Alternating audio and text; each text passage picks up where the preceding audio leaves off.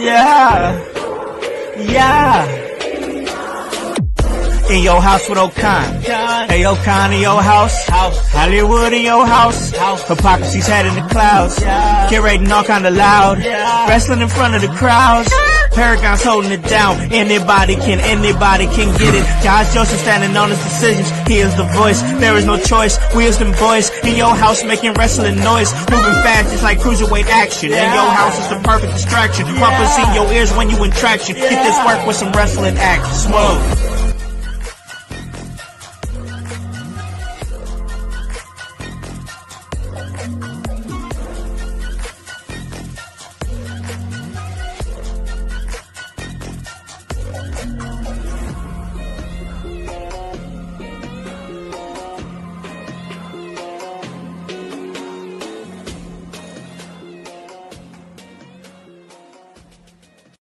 What is up, guys? What is cracking? This is the Con-Man, and I am in your house. And you guys already know the vibes. Anytime we slide on through, we're here to give you that work when it comes to this professional wrestling business. And guys, we are back here for another week, another Sunday house party. That's right, it's Sunday fun days. We hope you get your week kicked off in the right way. And we got a lot of wrestling to talk about. The dust has settled on all things WrestleMania as we look ahead to Backlash and all things going down in wrestling. Just had the Squared Circle Expo that is here this weekend in Indianapolis.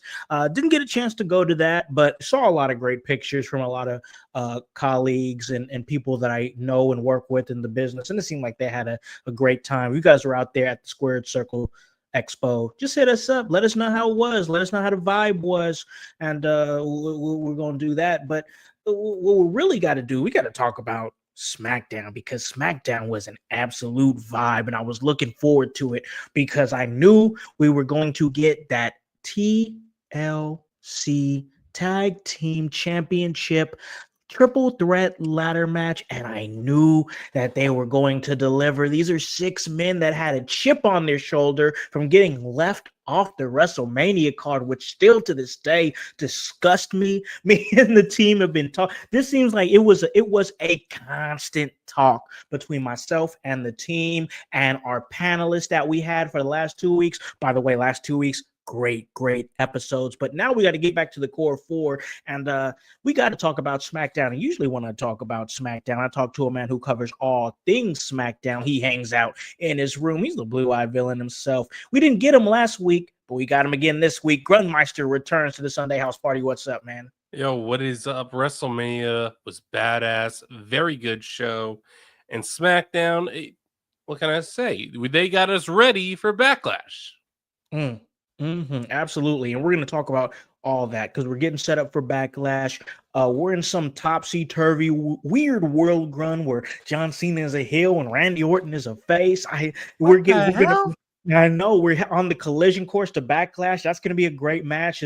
For all we know, this could be the very last time these 2 men wrestle one-on-one. So that's going to be crazy. And we're going to talk about it. Don't worry, Grun. We're definitely going to talk about it. But before we do that, we got to bring in my man who does this thing on Mondays. He talks Monday Night Raw. And Thursdays, he talks ECW. And specifically right there, I want to get this man's thoughts on this TLC Triple Threat Tag Team Championship ladder match, because when I was watching it for the 3rd time this morning, the 3rd time, Grun, when I was watching it, man, that match gave me such ECW vibes for sure. But I want to see what my man thinks. That's the voice, Josh Joseph. He returns to the Sunday House Party. What's up, man?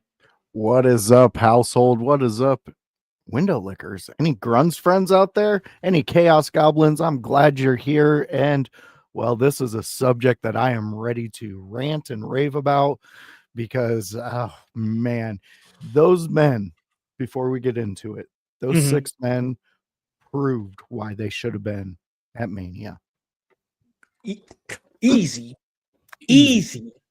bro. Totally agree. And we're going to talk about all of that. Don't you worry. We're going to unpack it for sure. But before we do that, I got to bring on my man. He does his thing, producing the show and putting things together just like we need him to, man. And I want to get some of his thoughts on this big, massive episode of Smackdown. That's, of course, producer of the show, Hypocrisy Jones. What is up, man? Yo, yo, yo, yo, yo, what is up, household? What is up to my core four homies right here, bro? Like, man, Ed, I know we're gonna talk about a TLC match, which should have been on Mania, and I'm pretty sure that's the general consensus Yo, among the Oh, yeah. four of us. But man, I can't wait to talk about my Uncle John and everything that's happening with him, and how everybody is just giving him a hard time for no reason. But like, oh man, I'm excited. I'm very excited right now. Yeah, no, most definitely. Most definitely happy to have the core four together for this episode. Don't get me wrong, we had some great episodes the last couple of weeks for sure, but it gets a little crowded up in here. And I just like to, get back to what we know, and that's the core four discussing things. And before we get into SmackDown, Hype kind of brought up a good point, and I kind of wanted to get your guys' thoughts on it because I got a chance to talk about it with Annie, but the fellas here, the core four, we haven't got really a chance to talk. We haven't got a chance to talk about it together on the show, and that's the fallout of WrestleMania. Okay, we're talking about the actual ending of Night 2 of WrestleMania, where a certain Rock didn't show up, and that's not really what I want to talk about. What I want to talk about is the aftermath, the dust settling. We had Pat McAfee have Dwayne Johnson on his show Tuesday. Of course, Pat McAfee having, arguably the most popular sports talk radio show out, like, period, right now in today's day and age. So for The Rock to be on there talking WrestleMania was pretty big. I got to get your guys' thoughts on this because there's so much that went into it, and some of the key points that I want to get into, and then I'm gonna get some of your guys' thoughts, starting with Hype. Is Rock went on the show. He went on to show love to WrestleMania and everything that they accomplished, but also he mentioned things like, there was a few things that I probably would have done different. And then he goes on to say that, he thought it was a great night. And then really interesting things that he said regarding his storyline with John Cena and Cody Rhodes, him going to Elimination Chamber and being there to basically help pop ticket sales. Little bit weird thing to say in an interview to me.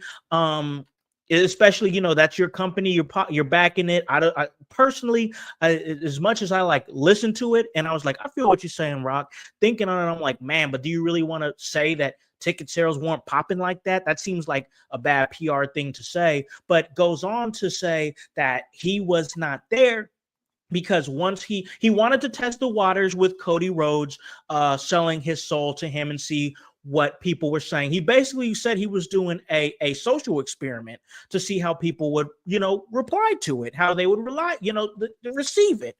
And then he said the way things were going, he realized that he didn't need to be in the storyline, and that he wanted the focus to be on John Cena's 17th win, because obviously we know now he was booked to win, and he did win number 17 at the end of night 2 of WrestleMania, which I'm fine with. I'm fine with it. For me, there was a lot of things that he said where I was like, okay, I kind of get it. But then I go to social media, which is always risque. You fellas know that. It's always risque when you go to social media, and people were just crapping all over The Rock, replying what CM Punk said. I heard a lot of bald frauds that's been in comment sections, and people saying he's backpedaling, people saying he's pissed at Triple H for messing up his WrestleMania 40 situation. It's just a lot of things going on, but I said my thoughts on it, and some of my thoughts on it on Wednesday and today. I want to get some of your guys' thoughts on it. Hi, you are somebody who backs The Rock. That's your dad right there. As far as what you say, what's your thoughts, man, on the reception of him not being at WrestleMania and the aftermath on Pat McAfee's show?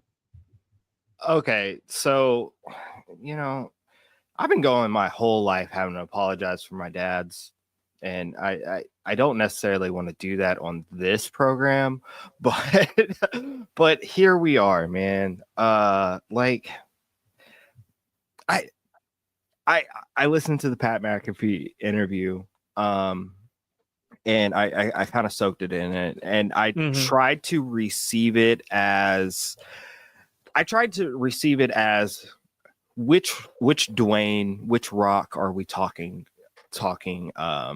is talking right now, right? And I'm gonna be real with you, I don't know.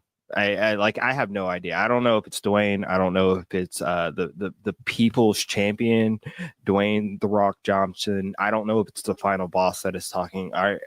But part of me feels like he talks in circles anyways, and that we are probably getting a little bit of all the versions of Rock in this conversation. Now, for those that are really devout to kayfabe, probably not the conversation for you guys to listen to. Absolutely not. For those of you that are like the intricacies of the business, maybe you enjoyed this conversation. Yeah, I personally enjoyed it myself. Yeah, and for those that aren't, they're just like middle of the line wrestling fans. You probably were confused as fuck. And that's okay. Like I think that's the goal. I understand. I 100% understand the reasoning for Rock not showing up at Mania, because I think it was the right call. It would overshadow John Cena. It would overshadow the 17th title reign. It would overshadow everything that's going on. But also, had we gotten it, I probably wouldn't have been mad because of the story that they're telling, because this is John Cena. He's going to get a 17th by any means necessary, and even if those means are lie, steep, chill, or whatever, he's going to do it. And we saw this in him using the title belt to hit Cody Rhodes off of the distraction. We saw this different side of John Cena that we would have never seen 10 years ago. We've actually seen him in these situations, and he didn't take those opportunities. We all remember the Bray Wyatt match that he should have lost. And we all remember like the numerous times that like he probably should have did the underhanded thing to get over, and probably would have got over a little bit better with the fans. But I don't know. This was just a long-winded explanation to say I don't know what's going on with my family. My Uncle John is kind of crazy, but I like it. And my imaginary dad is I think he's drunk. He stays drunk, bro. Every time he stay there. He stay there. But like I said, bro, like I think I haven't said this on the show, but I'm saying it right now, and then I'm gonna throw it over the voice because I really want to get some of his thoughts on it. I understand why he wanted to step aside and let everybody focus on John 17. Totally get it. I 100% back that without a doubt. Absolutely. I just feel like that if you're trying to have some sort of social experiment, probably your most profitable time of year is not the time to do it.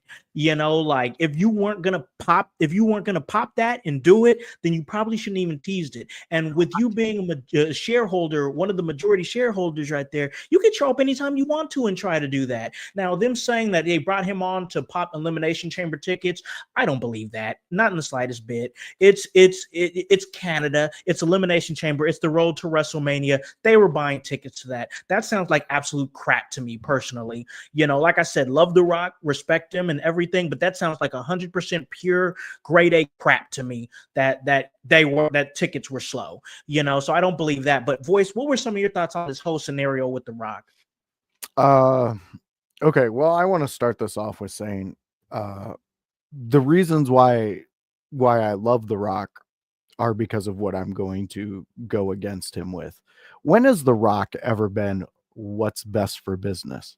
It has always been what's best for The Rock, because The Rock is his business. That's Dwayne's business. That's how he's made his money, which I totally respect, because we loved that about him when he was in the Nation. And fans, I know you're probably tired of hearing me talk about this group because I talk about it almost every episode. But when he was with there, he was trying to separate himself to be the star, to go over Farouk, which that's why we love The Rock. He came out, he started wearing really nice shirts, button-up shirts, and we were like, oh my God, this guy's amazing.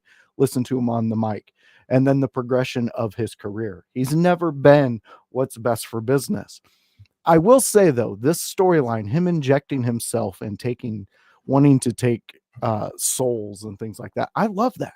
I absolutely love that. And I would have absolutely loved the end of Mania, since you screwed me over on a TLC match, that The Rock is standing there on the stage waiting to embrace Cena after his win.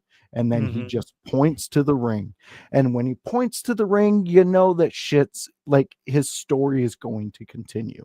And that's all we needed from him. Because honestly, if we're all worried about him overshadowing Cena's win, Cena didn't do anything glitzy and glamour after the win. He did what he was supposed to do. He took his title and he went home. Yep. That you would have not overshadowed that. Now, to say what he said about boosting ticket sales, again, The Rock is for The Rock. Does he hold some animosity over some things? Maybe. It's a possibility. He is the fucking Rock, for God's sakes. I mean, the dude has an attitude and ego about himself, and it's much deserved. But when it comes to what I love, this entertainment, things like that, you either have 2 feet in or you have no feet in. That's how this business is, especially with the fans and the way we communicate with each other nowadays. And they expect you, if you put your name out there, especially at the main event fucking match that they're going to have, and you get everybody all jacked up and ready to go, you better capitalize off of it in some way, some form or fashion. And I don't believe they did on WrestleMania for that specific thing. A lot of other things I loved. I loved the whole story. I love Cena's winning it. I love Cena's a bad guy. This just goes to show that he is one of the GOATs of wrestling. And as a fan of wrestling, you guys know it pains me to say that. I know. I'm an attitude baby. I'm a fucking ECW fucking unwanted child, but I'm there. I collect the checks. I make sure the laundry's done. And to say John Cena is a GOAT is like a stab in the heart, Howse. I know, man, but like the thing with you is that you there may be things that you don't like, but you can differentiate. You can see that, hey, I might not have loved, because trust me, bro, if you would have known me like 15 years ago or something, I was a Cena hater too, bro. I was like, man, please give somebody else an opportunity, anybody else an opportunity to be on the top. He's just killing everybody. And I think it kind of came to a T with me when he destroyed the Nexus, but that's a whole nother episode, but the thing is, you can't deny greatness, and he's doing excellent work right now, which is why I'm glad we're focusing on him and everything that he's doing, and the run that he's about to go on, as he's going to go up against Randy Orton. We're going to talk about that more as we jump into Smackdown. That's going to be great. But Grandmeister, real quick, let me get some of your thoughts on post-Mania and Rock's comments on the Pat McAfee show. All right, so I've only caught snippets, and from everything I'm hearing, like if he is talking in circles, if he is really muddying the waters with how with what he was meaning by things he said, I don't think we'll ever know what he meant by it. I don't think I'm going to take the stance that was Dwayne Johnson speaking. But you know what? I could be wrong. I could be completely wrong, because I got no idea. The Rock is very good at this business and very good at making you want to tune into him. So, like, he's fantastic at it. He is. He really is. He's one of the best. Like, that's why people still pop whenever they hear his music. Yeah, but I think there is the possibility, because this isn't the first time we've heard that The Rock had disagreements with people backstage, or with specifically Triple H, on how the story was supposed to go. Same thing last year around Mania. Yep. There was a disagreement, is what we were told. There was some documentary put out to make us believe that The Rock was on board with this, everything on plan, with everything I was playing all along. But now this is the second time that The Rock has alluded to the idea that, he and Triple H don't see eye to eye. And thing is, Rock, you're not the one booking the show every week. Right. You want to book one show a week, and that one show you want you involved. So look, I'm not gonna say that he hasn't earned the ego, the cockiness, and the chip on his shoulder that he's got. He's earned that, but he does need. But I do think that I think he's on a little bit of a power trip with being on the board of directors and kind of being Triple H's boss technically. I do believe that Triple H, he did what was best for business. He knew that, Rock, this is going to become completely about you. And then all of a sudden, we're not talking about John Cena's retirement, because now we're not talking about the 25 years John Cena's put into the WWE. We're not talking about that. We're talking about how The Rock took control of John Cena. That's crazy. That's crazy to think. And like, just final thoughts here before we jump into SmackDown, because it was a great SmackDown. I once again like The Rock, been a fan of The Rock. I mean, for years. It just is what it is. I think, he said something on the show where he was like, yeah, you gotta have your finger on the pulse of things. Not just that, you gotta have your whole hand on the pulse and yada yada yada. And I'm just like, bro, that's just crazy for you to say that, because like I don't think you got your finger on the pulse. I think he should have his finger on the pulse the way Triple H does, but instead I think he's too busy doing this and feeling his goosebumps. Doing this right here. I'm like, bro, I don't care about your goosebumps. Keep your finger on the pulse so we can have a great show. Triple H has his finger on the pulse because he's there every single day, every single week, taking care of business, making sure that we're moving storylines the way we need to move them. Is Triple H perfect? No promoter, no booker is going to be perfect. It's not going to happen. But when you're writing weekly television, especially at that level, at the highest level, man, you got to let the man cook. And the thing about it is, Rock, and you're probably never going to hear this. And even if you did, you wouldn't care. You know what I'm saying? Like you know, my man's over on Busted Open Radio. He ripped The Rock as well. And The Rock was like, hey man, this is everything's work. And oh, let's just have a drink together, blah, blah, blah. And I'm like, brother, listen, bro, like, I'm not trying to hear you like tell me that, oh, everything's a work. Because, bro, here's the thing. You are trying to work us into believing that this is a work. You know what I'm saying? Like, that's what it feels like. That's what it feels like. I think you're absolutely right. And if I could say, I think if we were going to go through this whole thing with The Rock being involved and Cody's soul and all of that, we should not have gotten the turn at Elimination Chamber. Yeah. The turn for Cena should have came Night of Mania. And then you go ahead and you still have The Rock there.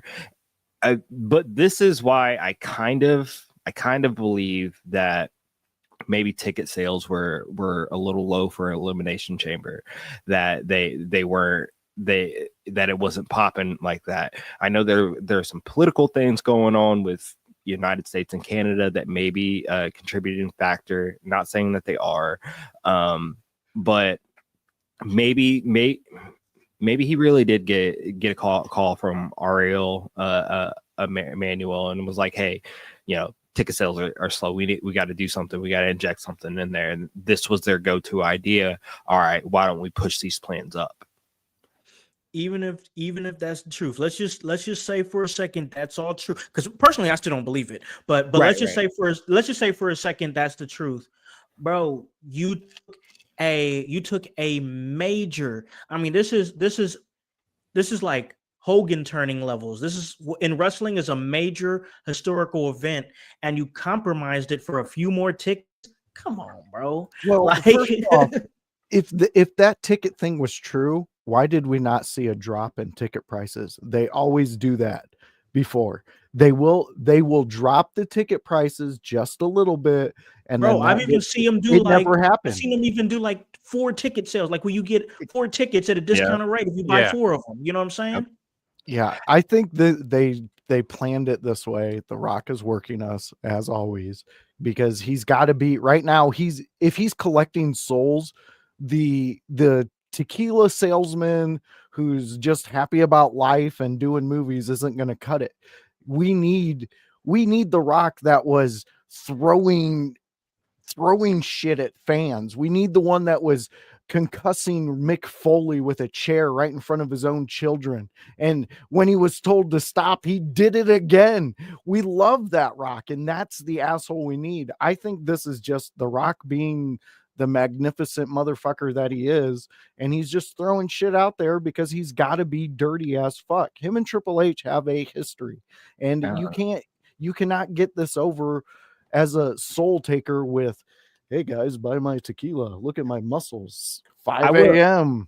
I will say, if he's really worried about ticket sales for things, then why wasn't he on Pat McAfee pushing the AFL? Yeah, really. Hey, great point. I like that. Oh boy. If we're gonna be real, like why aren't you on ESPN that airs your games selling the AFL and be like, hey, you guys should watch this, check this out? He didn't mention that one time. Now I know he plugged his movie. He plugged his movie. Plugged a few. Yep. So it is some weird shit, and I love The Rock, you know. But I have weird relationships with my dads, and sometimes they do weird things, man. And you know, sometimes you just got to be like, what are you doing, bro? Yeah, that's my dad.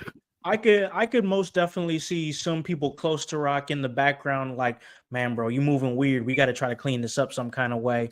I mean, you got my man Adam in the chat. He's saying it's crazy anyone was blaming Triple H. That was supposed to be Dwayne's story, his baby. So stick through it or keep out of it. It's unprofessional at best. And listen, that's what we all saying, Adam. Yep. Yeah. That's exactly what we're all saying, is that if you're good. Exactly. 2 feet in. Perfectly said. Most definitely.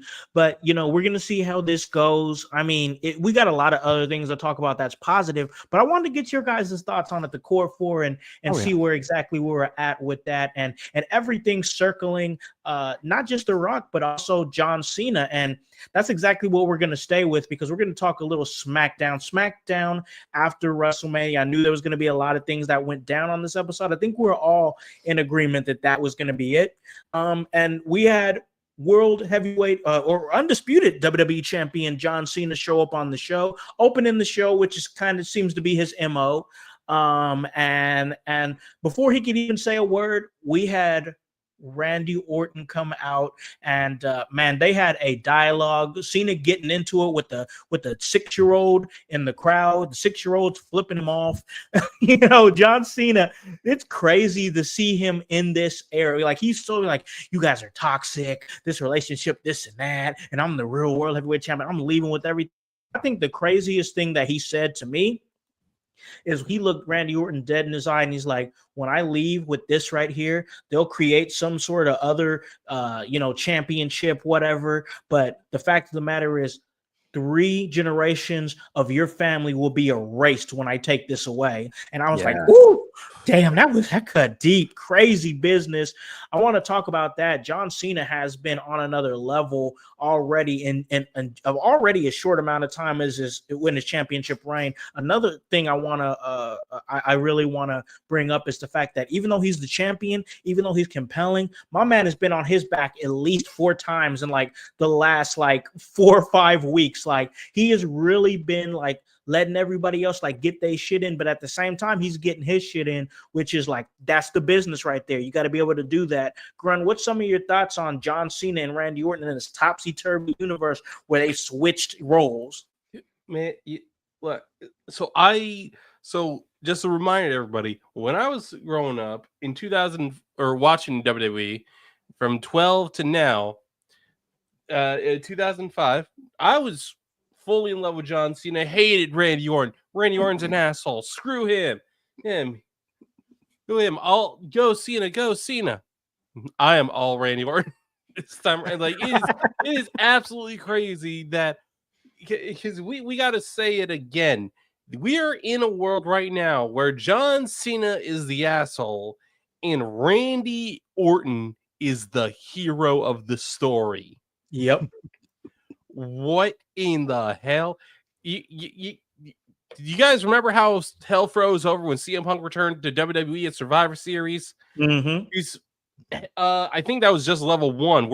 I think we're now at level 3. Yeah. Level 2 was John Cena turning heel. Level 3 is now Randy Orton is trying to convince John Cena to become a father.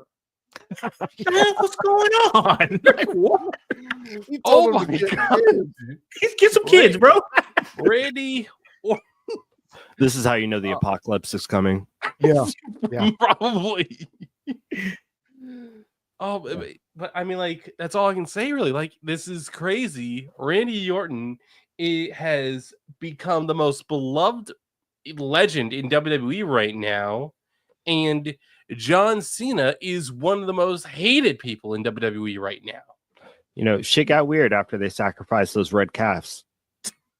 Jesus Christ. John. What? Was I not supposed to say that? No. I don't know. Oh, my bad. My bad. I mean, well, it's out there now, so It's out there, yeah. hi, internet. It's recorded. Yep. Oh man, but seriously though, this feud, it's gonna be good, and it culminates in Randy Orton's hometown. Like, this is really good booking. Like, this is really damn good booking the way that this is lined up. It's presumably the last time these two legends are gonna meet one-on-one in a ring, in a match in Randy Orton's hometown for the undisputed championship, with number 17 winning John Cena. This is magnificent booking, and it's really a very good start to John Cena's championship reign. But I want to get some of Voice's thoughts on it. This segment, this match, where are you at, bro? You know, honestly, this segment was magnificent. It was one of the best ones they've done, especially coming right off Mania. You really capitalized on both. They were using legit things that, if you're a fan of these guys, you know the whole thing with Cena not wanting children. He's been very vocal about it on damn near any time he gets asked about it on a talk show.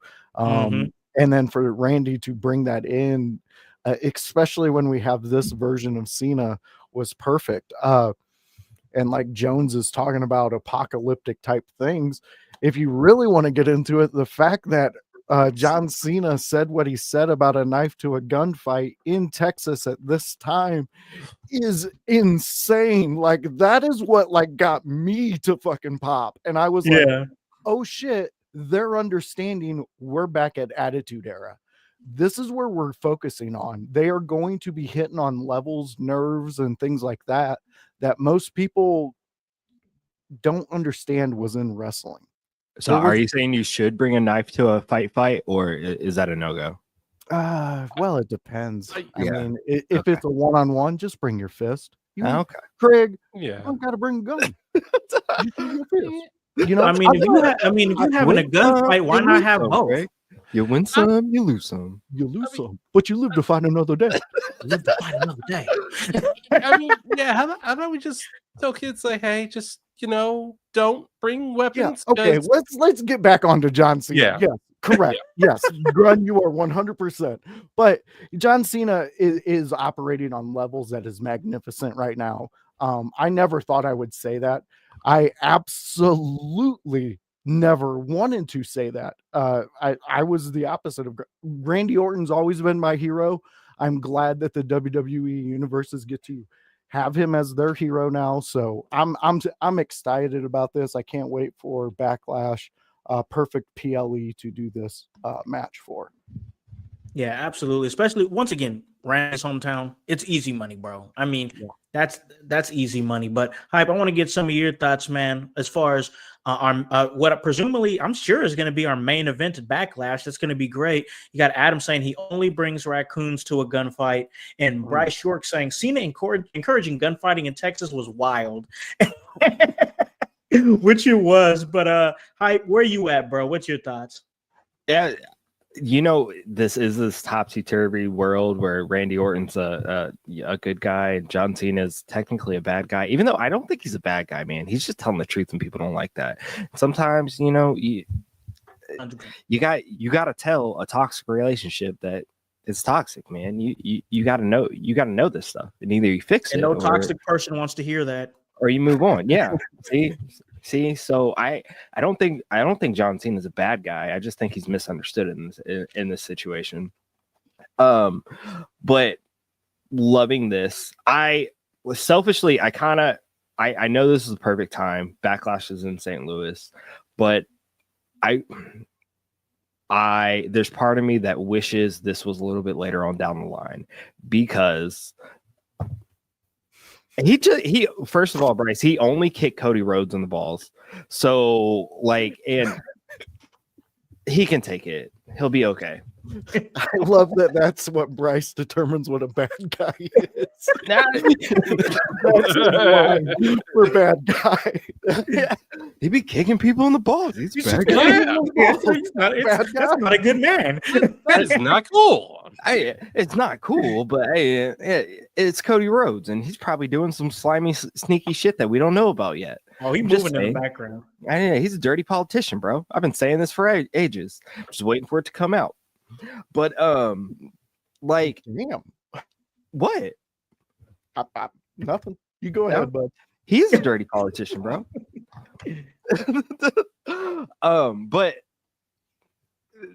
this that we're gonna get with Randy and John gonna be really good. Again, I wish it was coming later, because I want to see Randy have a legitimate chance, and because this is so early into John's reign, and so early because John still has 26 dates. I wish he kept the counter on his Tron. Oh, that would be good. That would be so fun. That's the only critique that I have, is just all like John Cena, and then put your dates counter on there to remind everybody each and every time. But I think this is going to be a really good match. I'm excited to see what happens, how John Cena overcomes Randy Orton, what he's going to have to do to get over Randy Orton. And I want to see how much history that they throw into this, because as many times as Randy Orton has probably done underhanded things to win over John Cena, it's John Cena's time. It's John Cena's time to be the guy that gets the extra help. It's John Cena's time to give somebody the low blow when the referee isn't looking. And I want to see what they incorporate with that, especially with the long history between Cena and Randy. Hey, Jones, real quick before we go to the next thing, don't you think, though, with the feud that he's had with Randy for so long, that would be a feud that they could also maybe not end on, because they're obviously going to end with him and Cody, right? But they could, second to the ending, I think they could run it back again with Orton. I think so too. I think so too. I just don't know if it's going to water it down. It's really just going to depend on what happens. If is John going to do something that takes Randy out for a small significant amount of time, so that Randy has that opportunity to come back to try to get his comeuppance, either to get his comeuppance on him solo, or to possibly help a Cody Rhodes or whoever is in that position, presumably Cody Rhodes. But gotcha. Grun's punching himself in the face. What I thought something popped in my mind, and okay, this would be fucking huge. What if Dom Mysterio loses the Intercontinental title to Finn? Mm-hmm. In that you're building up Dom, he's getting super over as a babyface.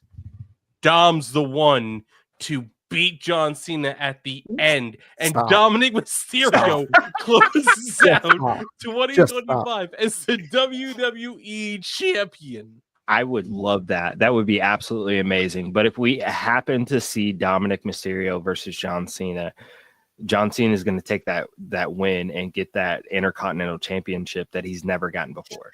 Yeah, maybe, possibly. Yeah. It's a possibility. I like what Bryce is saying here. I really do. I think there's a reality where we can actually see that, where John Cena smacks the ref. And if you guys remember, Randy Orton smacked the ref in one of their championship matches. I'm trying to bring it up which one it was right now, and I think if I'm correct, I think it was at Backlash in 2008, but I could be wrong. I'm looking that up, but that would be a great callback if he actually slapped him in the face. Just like he did. No, it was No Way Out. It was No Way Out back in 2008. And what happened was Randy knew he couldn't beat John Cena. So what he did was he blatantly smacked the ref in the face, and the ref called the match. And yes, John Cena did win, but by disqualifications, which means Randy Orton retained the championship. Good call, Bryce. Yeah, I could see that callback. That's fire. I like that. They do I that. definitely. And John Cena would do it right now. This is the type of John Cena that we're seeing. So can you guys 100%. imagine the internet community, wrestling community, and their heads exploding when that happens? Oh my God! Yes, you're right. God. 100%. R-Truth is the only one who deserves to dethrone his childhood hero. That is honestly so. That's my take. That would be fantastic. That is my God. take. That's the biggest payoff if R-Truth can not only get a match with his childhood hero, but beat him. What if internet, Wi-Fi, everything dies the second that happens? Oh just my God. because it wouldn't be. It is the most out of pocket, so far out of pocket thing to happen. What if when they meet up? The truth. What if when they meet up finally in this last tour of Cena, it turns R-Truth heel? I could see that. That would be kind of fun. Heel R-Truth running around. He's already heel R-Truth was different, bro. Heel R-Truth was different. Remember when he blew smoke all over John Morrison's body? Yes. That was fire. That was good shit for sure. And going back to the John Cena smacking the ref to disqualify himself in the Randy Orton match. Bryce, man, he said he's going to ruin wrestling. How can he win in the worst way every time? That's exactly what I was about to say. How do you ruin a monumental a match between John Cena, Randy Orton, going one-on-one in Randy Orton's hometown for the undisputed World Heavyweight Championship? You got John Cena looking to retain the 17th. You got Randy Orton looking to win his 15th. And you have John Cena smack the referee and ruin this match. That's how you ruin wrestling. So, 100%. I hope they do that 2008 callback for sure. And that would be fire. We're gonna jump on some of this other stuff though, because we got to talk about all this stuff. We're gonna rapid fire it off. I'm gonna get some thoughts. Fraxium makes what's presumably to be their main roster debut, defeating Los Garza. You have Jade Cargill. Who lined up the challenge for Tiffany Stratton, which they had a good match, which led to Naomi, continuing business with Jade, and then a returning Nia Jax that came back to annihilate Tiffany. LA Knight and Drew McIntyre stepped up to Jacob Fatu, and you had Zelina Vega, who defeated Chelsea Green to win the Women's United States Championship. Also, on top of that, Aleister Black returns. Big time return of Aleister Black. I'm just going to go down the line here because I want to get some of y'all's thoughts. Give me, Grun, give me a couple of things I just said that kind of topped your list as far as things that happened in the middle of this episode throughout the night. Root of all evil, LWO finally did something good for Zelina, and Fraxium are going to take over. You mean LWO did good by letting Zelina go? Yeah, they finally did something good for her. Yeah. Yeah, true. That's true. I agree with that. I did not think she was going to win the United States Championship, but I'm glad that she did. It was a good moment for her. Also, I looked on Chelsea's X account, and I have grown belief that Chelsea's going to take some time off. A lot of talent seem to be taking time off after WrestleMania, whether Gunther, who of course we know got indefinitely suspended. I think he's going to take a little bit of time off. It looks like Chelsea Green's going to take a little bit of time off. A lot of other talents that presumably seem to be just taking a few weeks off after Mania, and I'm not mad about that. I think that it's, you work pretty much all year round, and then you try to get to a point where it's post-Mania, you definitely want to take a few weeks off. Gunther was one of those guys that really worked consistently every single week. Voice, once again, a lot of things happened on SmackDown. Aleister Black returns. Zelina Vega claims the United States Championship. We got Drew McIntyre that's now presumably in the mix for the Men's United States Championship. A lot of people thinking that's a step down. Nia Jax returning. Jade Cargill looking to be standing on her own. What was some of your things that really stood out to you during the middle parts, the meat and potatoes of SmackDown? Yeah. Well, obviously the Aleister Black return, didn't say a word, just did what the Black Mass took him out. Fantastic. Great bringing him back. Hell of a sell by Miz. Yeah, and I love the fact that the second women's United States champion is not a United States citizen. That is a fantastic thing. I think they need to keep that coming up. Keep it because rolling. Grun, you called that back in the day when we were all talking about this. Zelina's from New York. Yeah, Well, I understand what you're saying. That's not how they portray her. I know that. Speaking of the character, They did announce that she was from Brooklyn on Friday. okay. Yeah, Well, she is from New York. But she was part of the LWO, things like that. I mean, Right. Yeah. What And of course, they're trying think to about the big say- pop she got in Puerto Rico, because she is of Puerto Rican descent. Yeah. So what they're trying to play into is fantastic. I love it because we brought it up when they introduced this title, and we talked about it not going to anybody who they portray as American. I think that would be fantastic and a great way to keep that title going around, because you can build controversy around it, in which you need some big hype going with that title that you just introduced. Chelsea Green did what she was supposed to do. I agree with what you're saying, Howse. She's going to be taking some time off, and well-deserved time off. She's been completely upping her game this past year. Yeah. If I had one critique, and this isn't even a critique, I just would say, like, I would have put Fraxium on Raw because I think they need tag teams a little bit more, but we don't know if we're going to get a draft or anything coming. No telling what's going to happen. But like, especially what we're about to talk about with that TLC match, the SmackDown tag team division has been cooking, where the Raw tag team division, what we've said for weeks, has been light. Do I love the idea of Fraxium in the mix with teams like the Street Profits, Motor City Machine Guns, DIY? We saw them debut against Slow Scars. There's Pretty Deadly in the mix. Do I love that idea? Absolutely. But if I'm booking, I'm thinking, damn, Raw's tag team division is weak. We need a shot in the arm to it. I just feel like Fraxium would have been the right shot in the arm that they needed. But I got to give it over to my man Hype Man, because we saw a lot of things. Like I just said, so many things. I liked the Jade Cargill and Tiffany match. We're more and more seeing that Jade Cargill could stand on her own, and that she could be in that World Heavyweight Championship mix. Nia Jax returns after some time off. Once again, a lot of things moving. But what really stood out to you, Hype? Yeah, absolutely. I like the Praxium thing. I like them going to SmackDown. I think SmackDown is a more tag team centric show because it is the 3-hour show. As we've seen from Raw. Raw is 2 hours or less show.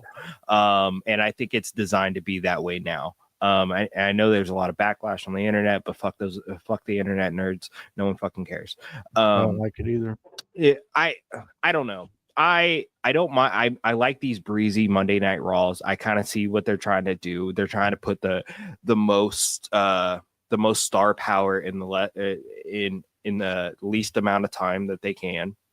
And I think they deliver on that. I think SmackDown being basically the 3-hour show on cable TV. I think they're utilizing their spots that way. Which is why I think Praxium going to SmackDown is a better idea, because SmackDown uses their time to build the tag team division, whereas Raw uses its time to build the women's division a little bit more, as you see with Rhea and Lyra and the things that are going on with Io Sky and everybody else in the women's division. I think this is a strategic thing. But I don't know. That stood out. Love that. I love the Randy Orton, Cena Cena thing interaction that happened. Can't wait to see more of that. Backlash is going to be really big. I also the Nia Jax return is really, really big. I love the little taste that we saw with Jade chasing that title, and I think we're very, very soon going to see Jade with that women's championship. I think we may see it change a couple times. It may go back to Nia and then come to Jade, but I think it's very soon. Yeah, I can definitely see it. We got the Lou in the chat. He says, "IYH, happy Sunday." Except fuck you, Lou. Jones. Fuck you, a Lou. lot of animosity between the Lou and Hypocrisy Jones. Well, there has to be. First off, look, he took us off. He took us off out of the roster. We can't even compete anymore. He's afraid. He's afraid of in your house, bro. He's afraid of this hype and house connection that we have. Like, him and those noodle boys are just overcooked, and they're not al dente, and I don't like it. Like, the fuck Lou. Man, I don't like being in catering. Put me on the damn show. What are you doing, bro? I don't know. He's not doing us any favors either. He allowed Dingleberry and his fucking dingle bitches to attack me and Josh last night. Yeah, see, Grun got removed out of all this IYH hate. Yeah, we got eliminated from a #1 contendership for the heavyweight championship because of other people attacking us backstage after they lost in our match. Don't let me find out that the Lou is one of those promoters that books himself as the champion. Thankfully, no, he doesn't. But apparently, he doesn't know who's running his own damn show. Yeah. The rules are kind of grifty over there at BC. Oh, so he's Adam Pearce. Yeah. He's giving Adam Pearce vibes, bro. I get it. We got Bryce in the chat saying, "I should be Team IYH," and brother, you absolutely are Team IYH. Absolutely, your family. You've been Team IYH, bro. You never not been Team IYH. So right? Yeah, I want to get back on track here just because I got a little bit of limited time, got moving to do. But I want to say that the meat and potatoes of this show, everything going on between Jacob Fatu and everything that he was doing, as far as like, got people chatting what he's saying now. He's understanding what he's doing. He's getting catchphrases together. I love it. The crowd is rocking with it, and they're doing a great job building that feud, that oncoming feud between him and Solo Sikoa, because I think we all see the writing on the wall. The United States Championship scene has become huge in a short amount of time. I'm sorry, but it just has. You had Shinsuke Nakamura, who had absolutely no movement with the United States Championship. I love you, Shinsuke, but there was no movement. And then LA Knight gets it back just to be a placeholder for what became Jacob Fatu. Now you got LA Knight, Jacob Fatu, Solo Sikoa, and Drew McIntyre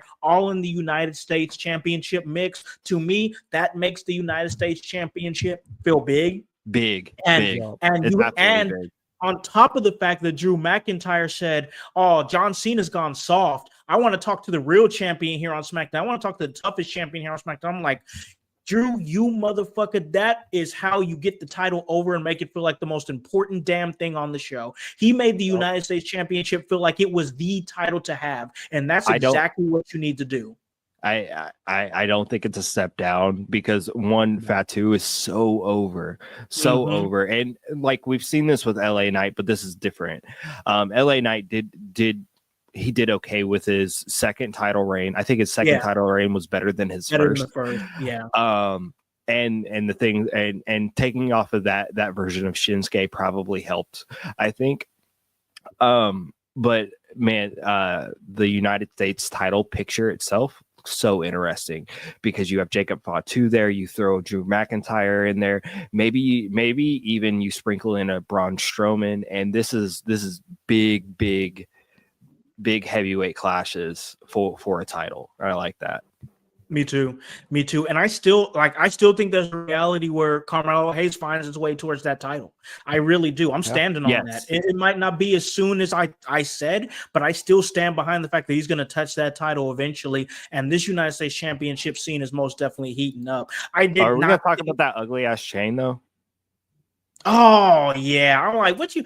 Even my son was like, even my son said something that I thought was interesting. He was like, "It's pretty wild to be wearing another man's face on your neck like that." Yeah, It's yeah. like, yo, I don't. I don't really like that. I didn't really like that big But ass fucking King but Kong I looking get the ass face. sentiment. I get the sentiment. That's exact. It was supposed to be the sentiment from the Miz. So I definitely get that. I So also Miz is want out of touch. I get it. to. This could Yes, I also think. I think so. I think Miz is like he wants to be cool, but like that's the thing. Like that's I think that's the story that Mello and Miz are telling is that Miz is like, oh, I see something in you, but everybody sees Mello and he's like the hip, cool, in style young cat, like I'm him, like all all the terms that the kids are saying nowadays. Mello's all hip with it, but then you have somebody like Miz saying it, and he sounds like you know the old white unk trying to be cool, and I think that's very much their dynamic. And to be honest with you, I don't hate it. I love the fact that that the team that they're putting together is Mello's the cool hip guy, Miz is the out of touch unk, and that's what they doing. You know what I'm saying? Like that's what the little. I don't even know what Sigma means, bro. Like I mean, my kids be like, saying it, and I don't even know, bro. Like I don't know you it, got bro. alpha, you got beta, you got omega. Sigma is lower. Okay, so it's the bad one. All right, Yeah, Sigma be low. Yeah, What? yeah. Whoa. You got Bryce Short and he's saying, high. well, they are having blackface Miz next week. Give and change will be good. Oh my Oh, god. I'm about to mix Wow. something.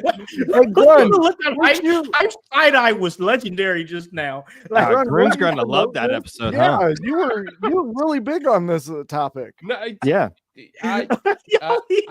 Poor Grunt. damn, man. Yeah.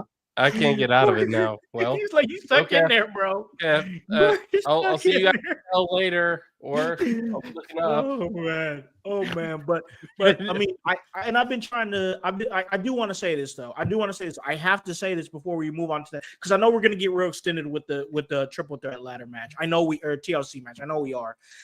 Jade at this point, like in the spot where she's at, where we're like, hey yo, maybe she could possibly be the one to take it off of Tiffany. I didn't think we was gonna be here right now. I did not think we were going to be here right now. I thought we could. I thought if we was going to get there with Jade, it'd probably be closer to maybe like SummerSlam, Money in the Bank-ish that time. We here now. That means that Jade is doing what she needs to do on her own 2 feet. I'm telling you. So we all saw that whiteboard that's supposed to be on the WWE. What's it called? Unreal. Docu series, and they had Jade slotted for a women's championship against Nia Jax. Right. So this is where she's supposed to be. They already see it. She's doing everything that she's supposed to do, and we just need to have it on screen. I think something happened. I think she legit got hurt or was sick. And that's why we did the crash through windshield angle. Mm-hmm. But honestly, not thankful for anyone to be sick or injured or anything like that. But I think getting that little Naomi side beef in there, I think it really helped a little bit more. And I think she's ready. Brother, you are 100% right. That storyline is what really catapulted her. We got Dirty Dick in here, Dirty Dick Flair. He says, Jade can do whatever she wants as long as she's on my TV and she does it slowly. And I don't know if you saw the picture. I don't know if you saw the picture of when Jade Cargill was cutting a promo. And like everybody in the front row, man, woman, and child, all eyes on Jade Cargill for sure. So like, I'm telling you, bro, something's clicking.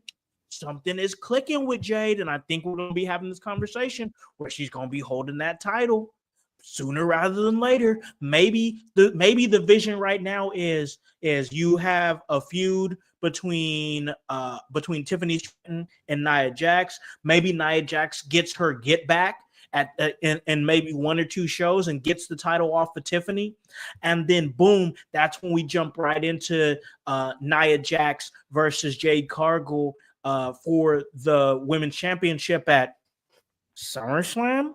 Could Jade have her SummerSlam moment? Hey, the trajectory she's on right now, I believe it for sure. I really do. But Absolutely. we got to talk about this main event. We got to get to it right now because man, fellas, this triple threat TLC tag team championship match between Motor City Machine Guns, between DIY, between Champion Street Profits, between the Champion Street Profits. My God, for me personally, this is a candidate for match of the year for me personally. We got everything that I watched it 3 times. So for me to say that, you know that I truly mean that because we saw everything used. We saw ladders used. We saw chairs used in a unique way. We saw tables used in a unique way. No expense was spared on this match. I gotta tell you, Montez Ford was flying around that ring. Oh my God. Ridiculous.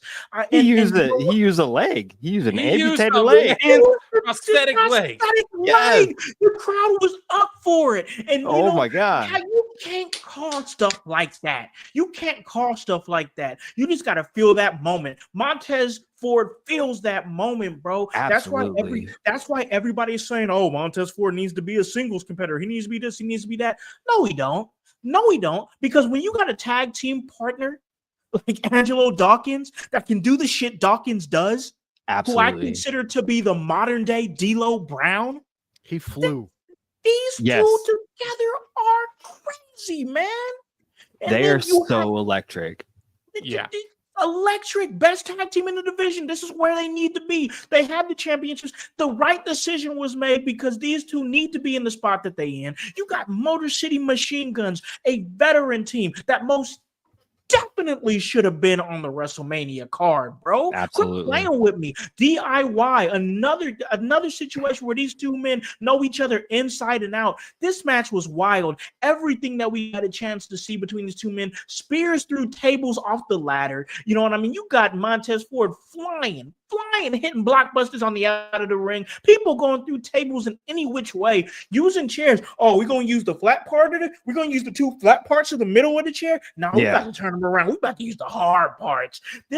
Seriously, this is without a doubt about as close to an ECW type matches that I've seen. And I can say that because me and Voice be watching them. And the way that they use some of the chairs flying in people's faces, bro. You got cats flying off. You got cats struggling with the chair. And then finally the chair is in Montez Ford's face. You got Alex Shelley flying off and kicking him in the face with the chair all up in his face off the top rope. This was disgusting.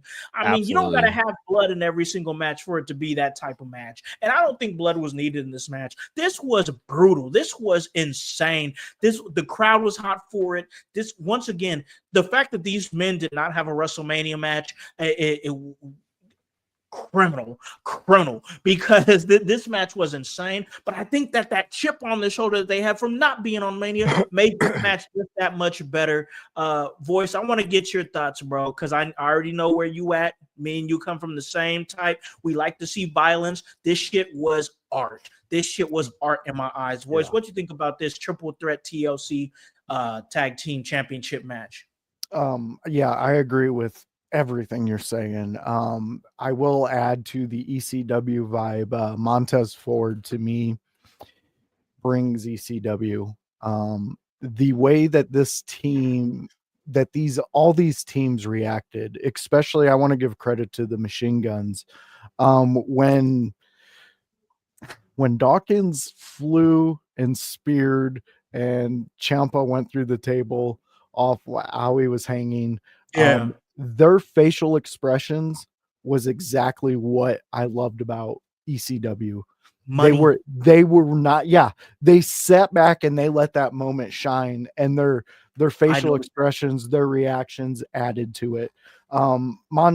Ford, let me just say something.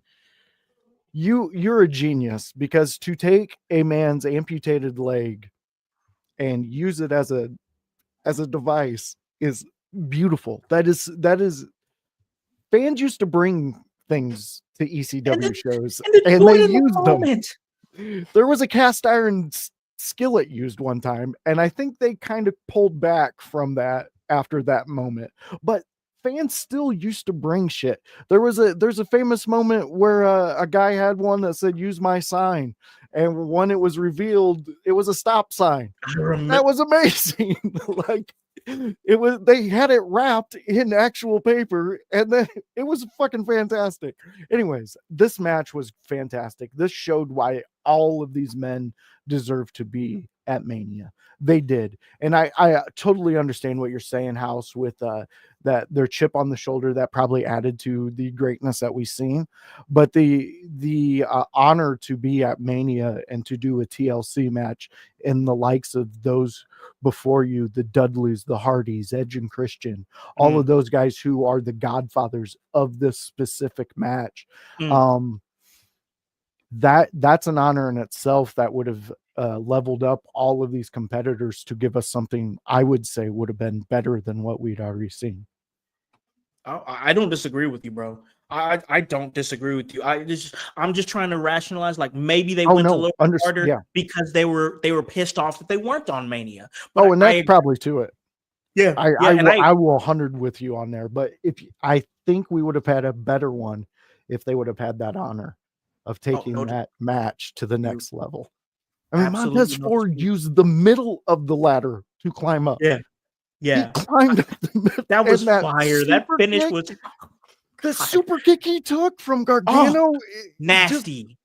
Oh my God. They crucified his ass and then super kicked him.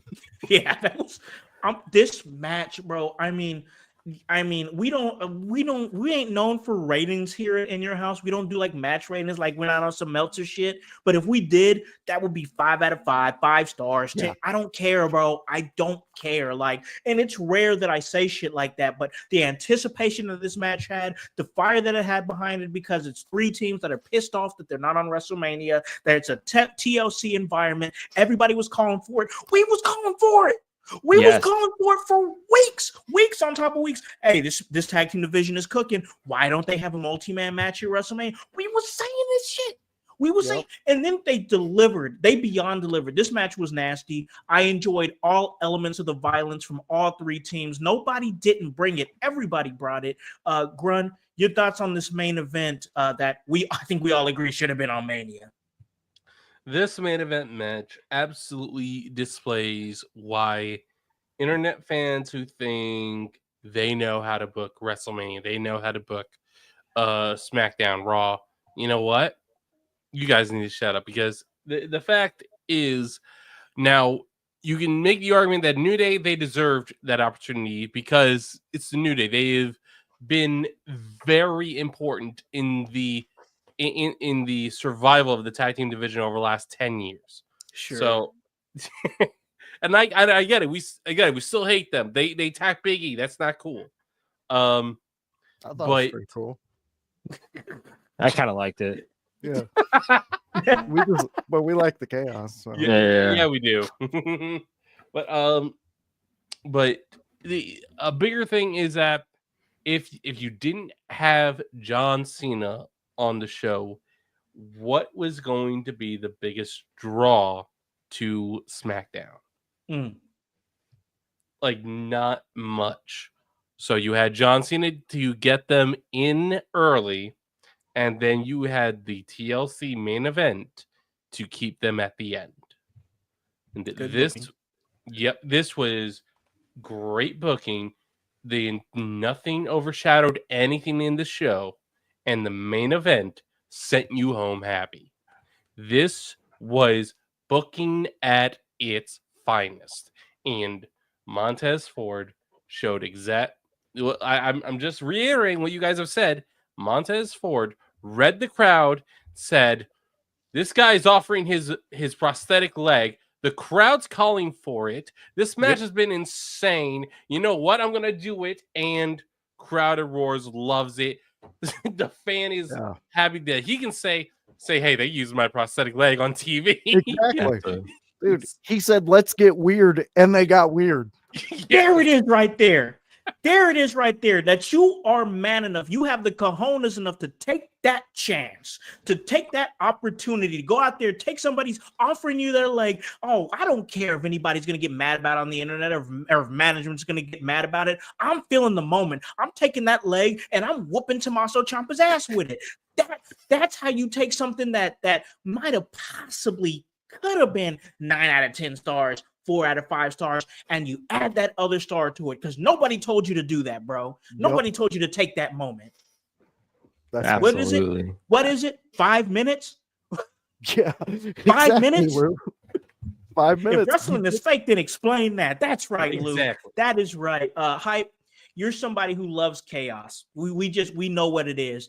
This match was beyond chaos. What were your thoughts on it, bro? Absolutely, I love this match, man, because there was like 17 false finishes in the sense of I really thought, man, I really thought they had it. I really thought like they can't do any more than that. That spot, that has to be like that. Done.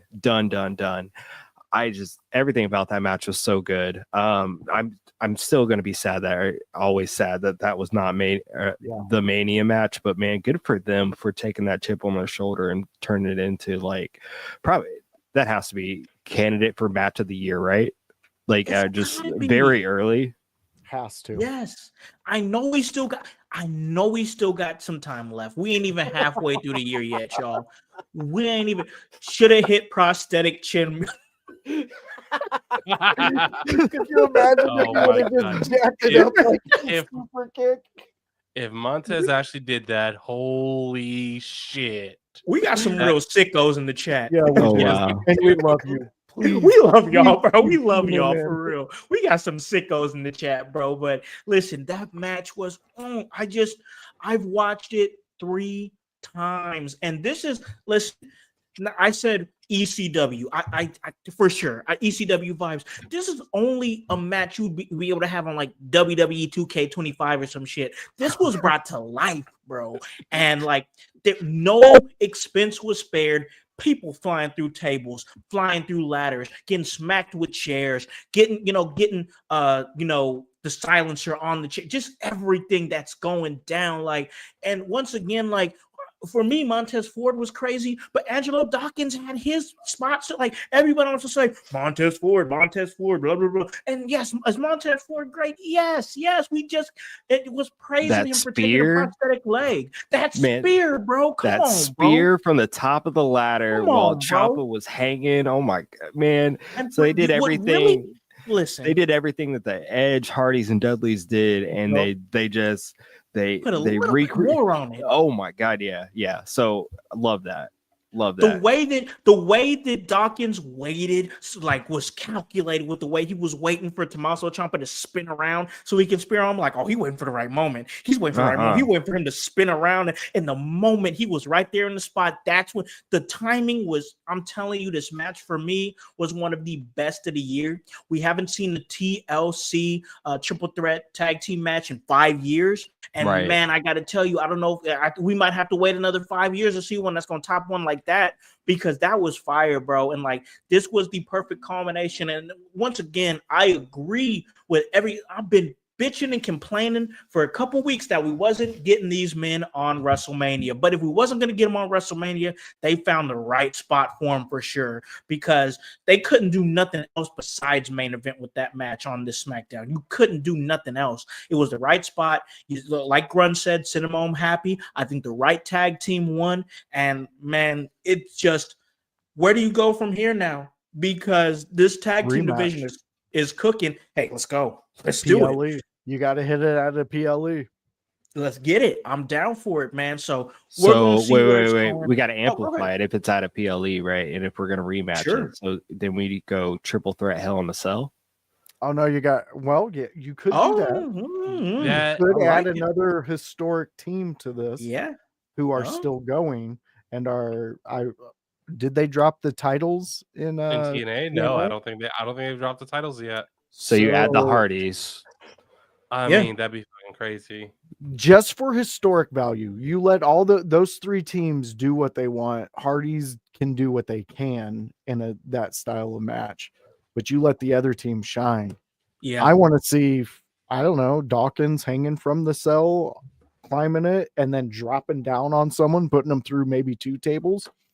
I would like to see Dawkins do something like that. You're asking for murder. Well, listen, I ain't no telling what Dawkins is going to do, because like I don't know if you guys have seen it, but for me personally, like in the last like 6 months or something, like I think the Dawkins Janetti talk is dead. Killed him. He is not no Janetti. Get that out of here. Not even he close. Is not no Janetti. I think you're right on the D-Lo comparison with him, because and just a bigger size D-Lo. Yeah. He's got all those moves. He can do that. And if you put him in a singles match, he's going to shine. You put him in a tag team, he's still going to shine. Yep. No Janetti at all. None of that talk. Well, you see, they both had Shawn Michaels inspired gear. Yeah. So like I think that was purpose. Hey, we're both Shawn Michaels. Yeah. Yep. I like that. I see the vision of what you did there, Hype. I like that. Yeah.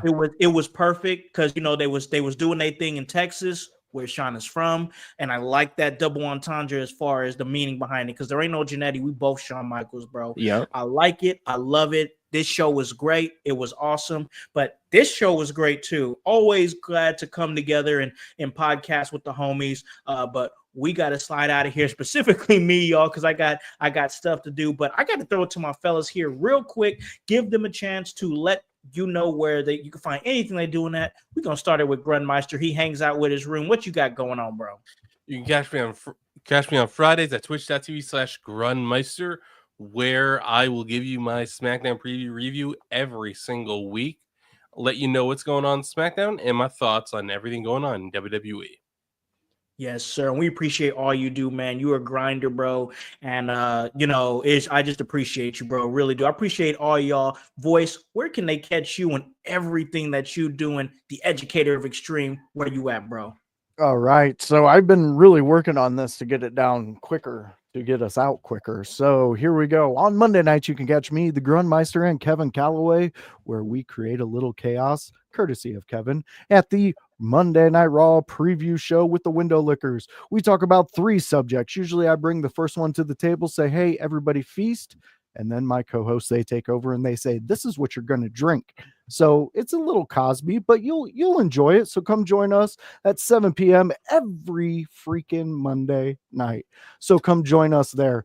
On Thursdays, me and Howse, we get extreme, and it's the ECW watch along. So come join us. We are watching ECW wrestling. That is on a 5 p.m. on Thursdays. That's a good time to be there to get some extreme action. We are going to be watching the next episode we do is going to be the Sabu Terry Funk Born to Be Wired match. If you haven't seen this is something to watch with us. And for that, we definitely need you, if you want to watch along with us during that show, we need you to send me some type of message and I will send you a link and you can watch along with us. And then anytime a Sunday house party comes off, I'm here. I'm usually at the door. I don't check IDs. I'm the crazy uncle. If I gotta get in it, what's gonna happen? Pause. So join me here Sunday. Pause. Oh, man. Come on, man. Why do you always gotta make me look like the weirdo? I do that very well on myself. But I know. I'm trying to stop you. I'm with my family, and they love it. And thank you, Dirty Dick. Yeah. So that's me. I'm going to be the new producer for Sabu Speaks.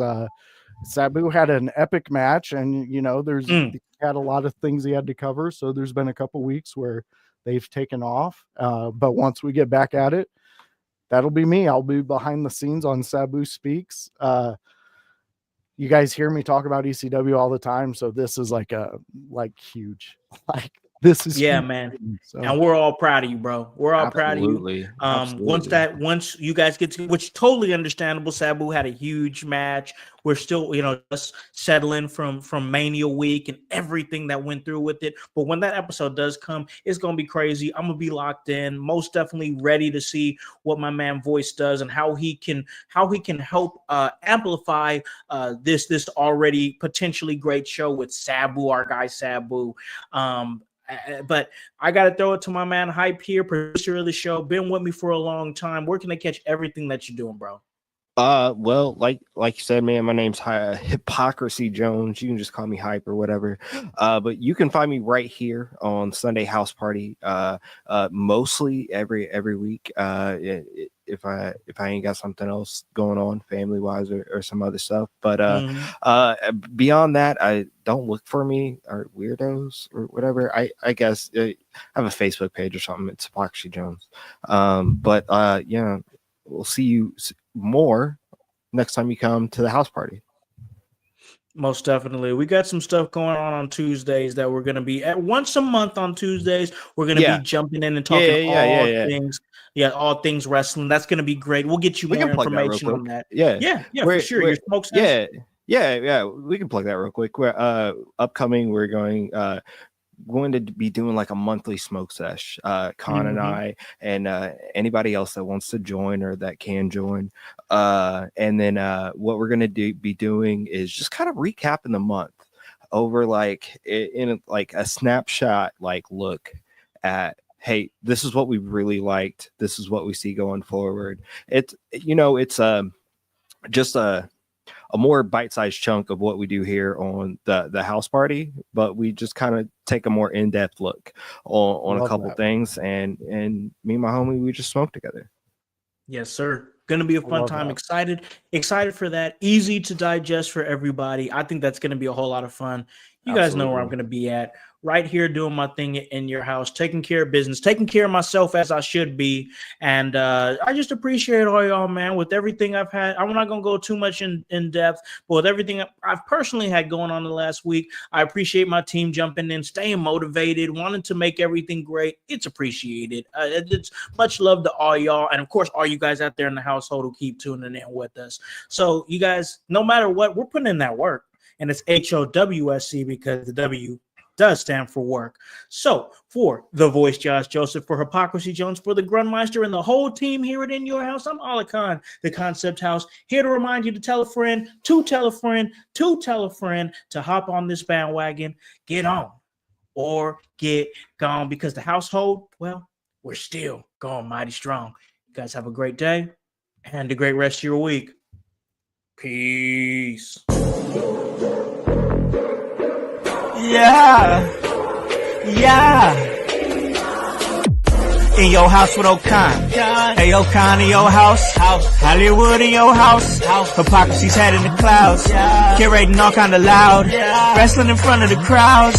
Paragon's holding it down. Anybody can get it. Josh Joseph standing on his decisions. He is the voice. There is no choice. We as them boys in your house making wrestling noise. Moving fast just like cruiserweight action. In your house is the perfect distraction. Pumpers in your ears when you in traction. Get this work with some wrestling action. Smoke.